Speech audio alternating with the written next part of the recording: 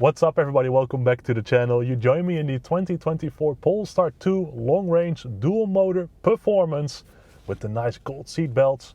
And of course today's video is the Q&A. So I'll be answering your questions about Volvo, Polestar and Lynk&Co. So let's go for a drive. Alright guys, so we are pulling onto the highway, so why not do a little pull as well, as this is the dual-motor performance. Oh, there we go. Oh boy, this is quick. Okay, holy sh**. So the first question, a couple of you asked this one, and it is about the soundbar in the Volvo EX30. Basically, there's a soundbar in the EX30 in the dashboard between the A-pillars. Looks very good, very well integrated as well. But yeah, a soundbar in a car, I understand that maybe raises some questions. So is it any good? Yes, it is. I got to try it during the press drives in Barcelona with the EX30, of course. I played some good music, well, according to my taste then. But yeah, the system was pretty impressive, I gotta say. I didn't really know what to expect from it. I was kind of worried that the sound only would come from the front, but that's kind of okay. But that's also, I gotta say, because there are also two speakers in the rear doors, and there's also one in the back of the EX30. So yeah, all in all, it is a pretty impressive sound system. You get it from the Plus trim onwards, so Plus and Ultra. Yeah, pretty good. Next question is about the all-wheel drive on plug-in hybrid Volvos. Is it any good? And yes, it is any good. No, I am not biased or being any Volvo fanboy at this moment. I think the combination of a petrol engine and an e-motor is on its own already very nice and smooth, whichever car brand you drive.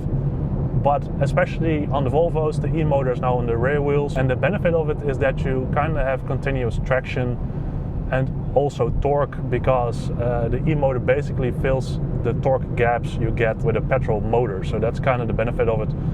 So all in all, it drives really smooth, and I do recommend the T6 and T8 recharge plug-in hybrids a lot.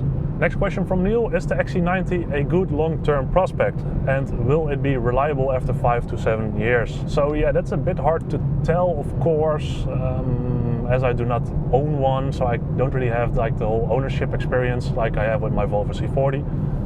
But all in all, what I hear, the rumors are pretty okay. I'm not really aware about any big issues on the older current generation XC90. First ones, of course, are from 2015, so that's already like 7-8 years old. Time flies, eh?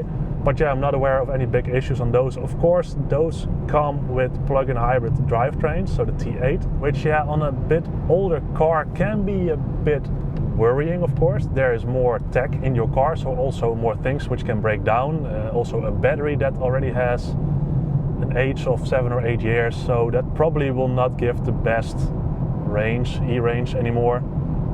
Very nice. Black edition Volvo S60, by the way.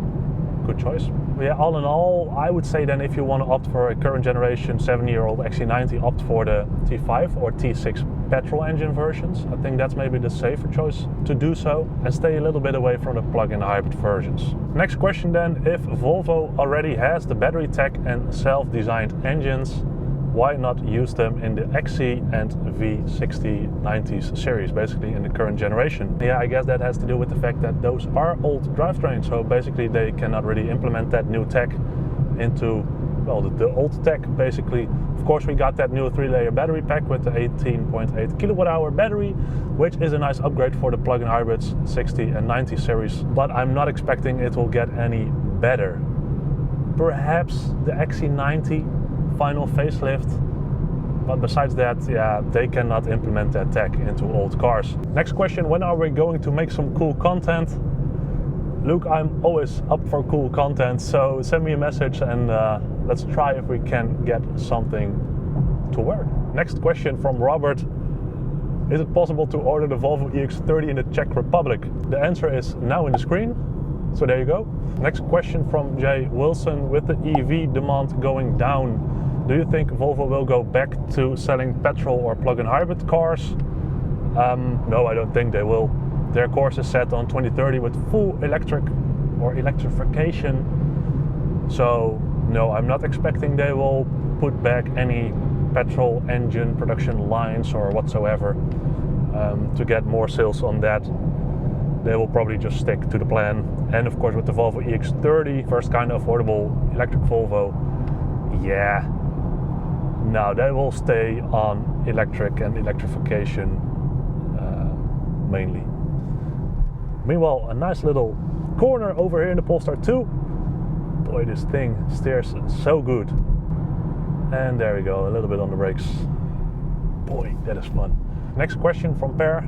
Take the EX30 or the Polestar 2? Well, being in the Polestar 2 now, I'm being a bit hyped, as you can see. So maybe my judgment at this moment is not the best. But I think both are really good choices and both kind of suit needs you can have. Of course, this is more like the sedan kind of car. The EX30 in that regard might be like a bit more family friendly, a bit more of this utility vehicle, while this Polestar 2 is more the sporty cruiser, I guess. I do like the tech and the infotainment setup of the Polestar 2 a lot, by the way. But the EX30 also got this next generation infotainment system, which is really good as well. But yeah, I think a Volvo EX30 Ultra Twin would suit you well, Per.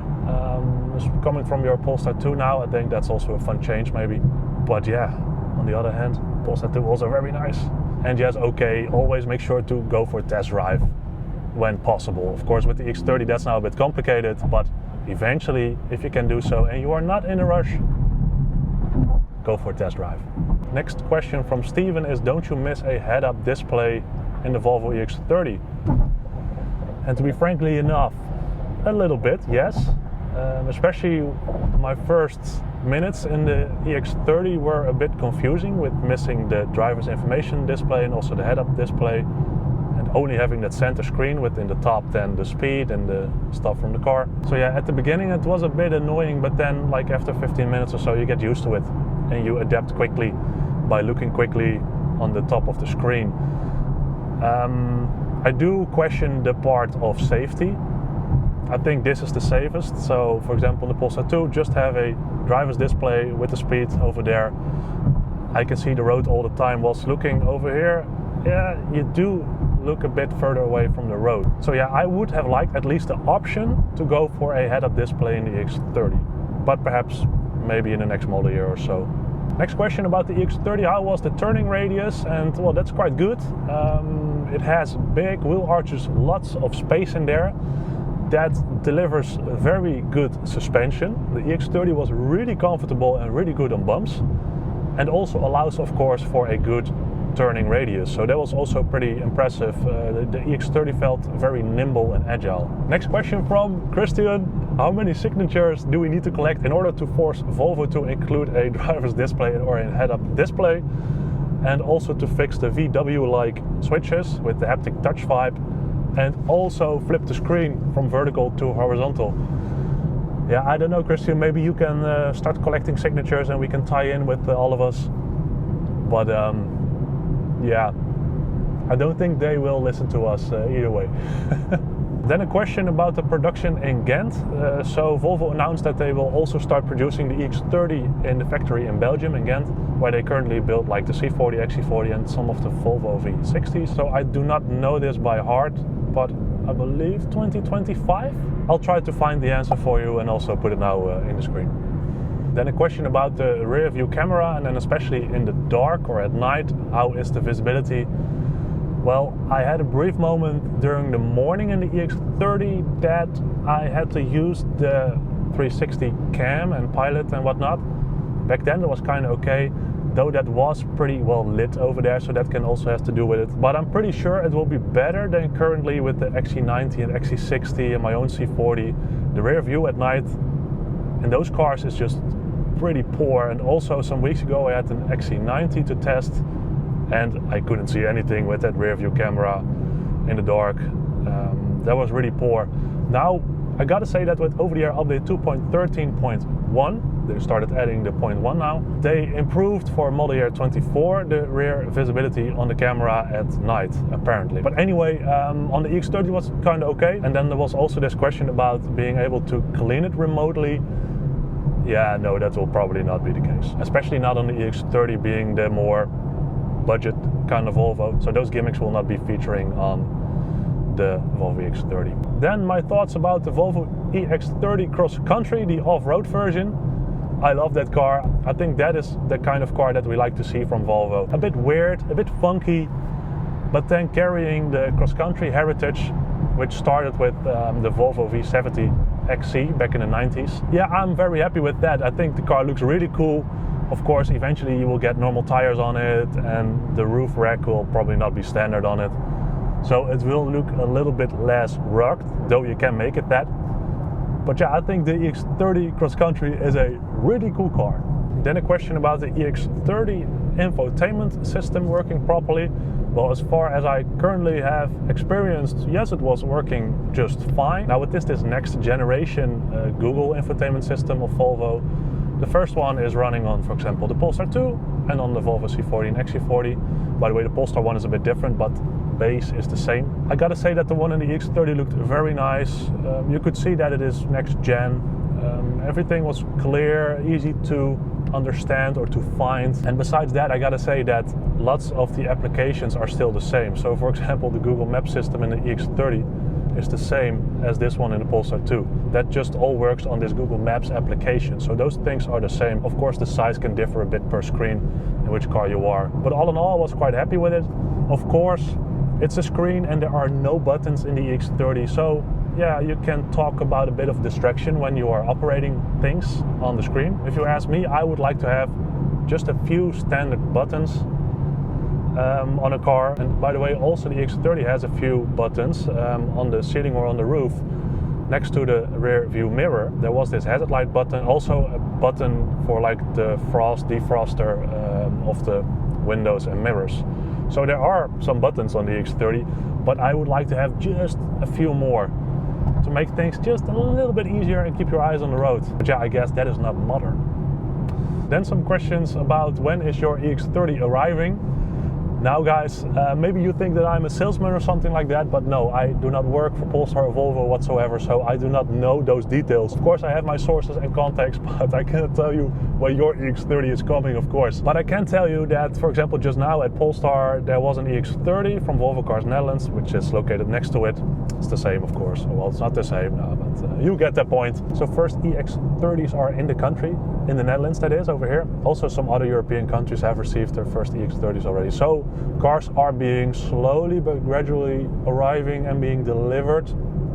Well delivered. First cars now are more for the dealerships, demo cars, showroom cars. I expect that first deliveries here in the Netherlands will take place in 2024, somewhere in January. That's my guess. Of course, also depending on when the boat will arrive with all the cars in it. They are produced in China, so they are shipped over here. So there's not this constant flow of cars coming from the factory in Belgium or Sweden, for example. No, when the boat arrives, they will start pushing EX30s. But when that is, I'm not sure. Then Marco asking about rear-wheel drive or all-wheel drive, and well, both are kind of fun. A while ago I had the Volvo C40 rear-wheel drive, which was quite a lot of fun, especially in the morning on wet roads. But then now, for example, in this all-wheel drive or dual motor setup Polestar 2, oh, that's also fun and lots of grip, torque, traction. But I think on electric cars then, speaking of those, my preference is all-wheel drive, as I also have that on my C40, I like that a lot. Then the rear-wheel drive and then the front-wheel drive. And especially the front-wheel drive single motor, XC40 and C40, and I think also Polestar 2, yeah, Polestar 2 as well. They are not being built anymore, so don't worry about that. But if you get one of those, they are a bit pulley. I'm not sure how I can explain that correctly to you guys, but if you pull away somewhere, it pulls a bit too much, whilst this one just really flows nice and steady in the rear wheel drive as well. Maybe that's also a bit of a character thing with front wheel driven cars. Next question then, with Polestar spun off to its own brand, is there a future for Polestar Engineered EX models? I have a XC60 Polestar Engineered, so would hate to lose that performance aspect. Not to mention the yellow seat belts and the yellow brake calipers as well. Yeah, I can imagine that you do not want to lose that. I would recommend to stick then with your XC60 for now. I'm not expecting that Polestar will come with any engineered versions of the EX30. I would love to, really I would love to. But now that Polestar is its own brand, electric performance brand, yeah, I think they will focus on their own and they will not really be that much associated with Volvo directly, like with products or tuning in that regard. Which is a bit of a bummer if you ask me. So let's hope I'm wrong and you will get a, I don't know, EX60 Posta Engineered. That would be pretty cool. Or EX30 Polestar version based on the C30 T5 Rebel Blue, or I'm being carried away. So yeah, let's hope I'm wrong, but I'm not really expecting that anymore. Then what do I think about the approach Volvo is heading with this electrification? And yeah, I think it's just fine. I mean, all brands are kind of shifting towards electric cars, plug-ins, and that is pretty much how the future will be, I guess. For the European continent, electric cars are just fine. Gotta say that I also love a good Volvo diesel car or a petrol engine from a few years ago. But I think we cannot change this anymore. So, you know, the benefit with Volvo and Polestar being quite active now with these new recharge models and electric cars and whatnot is that they maybe get like this jump start of the competition or other brands. Of course, they are also working on electric cars. But if you go full dedicated electric, then of course you need to come with good stuff. So I kind of see this also as a benefit for us Volvo or Polestar drivers. A question about the Lynk&Co 01. How is the performance with the front wheels in snow and icy roads or road conditions? That's pretty okay actually. I've driven a Lynk&Co on snow last year and that was just fine. Plenty of traction, and yeah, of course in the Alps, if you are driving on a steep hill or steep road, you will have some front wheel typical issues probably. But all in all, yeah, the Lynk&Co is also just very steady. You know, it shares a lot with Volvo as well, so you see that the car is often very much in control, very stable, very predictable. So yeah, just good. By the way, I love the sound of this car. It makes a different kind of noise than what I'm, for example, kind of used to with my twin C40. So pretty cool. Yeah. Then something that in Finland there's news that Volvo stops producing plug-in hybrids from 2025 onwards. How does that play with the fact that, for example, there will still be a 2025 Volvo V60 plug-in hybrid? Also, any news on the EX60? That's quite the rumor you have there. So I'm not aware of Volvo stopping anytime soon with the plug-in hybrids. Of course, eventually they will. Maybe in Finland, the national sales company has decided that they will stop offering the plug-in hybrids. Maybe they are not selling well anymore or something like that. Then the market of the country can also say to Volvo, you know what, stop that. But yeah, I'm not really aware of this. I'll have a look around as well about this. Now, as for the EX60, that car will surely come. The XC60 currently one of the best-selling vehicles for Volvo. They need to come with the EX60. So it's not a question if it will come, it's a question of when it will come. Then a German question about the Lynk&Co, if it will get this new battery pack, which is also featuring on the current SPA model year 24 plug-in hybrid cars, V60, XC60 and so on, T6 and T8 recharge basically. But no, I'm not expecting that. I think that's a bit of different technology for both cars, and the Lynk&Co already has like this, what is it, 16, 17 kilowatt hour battery in it.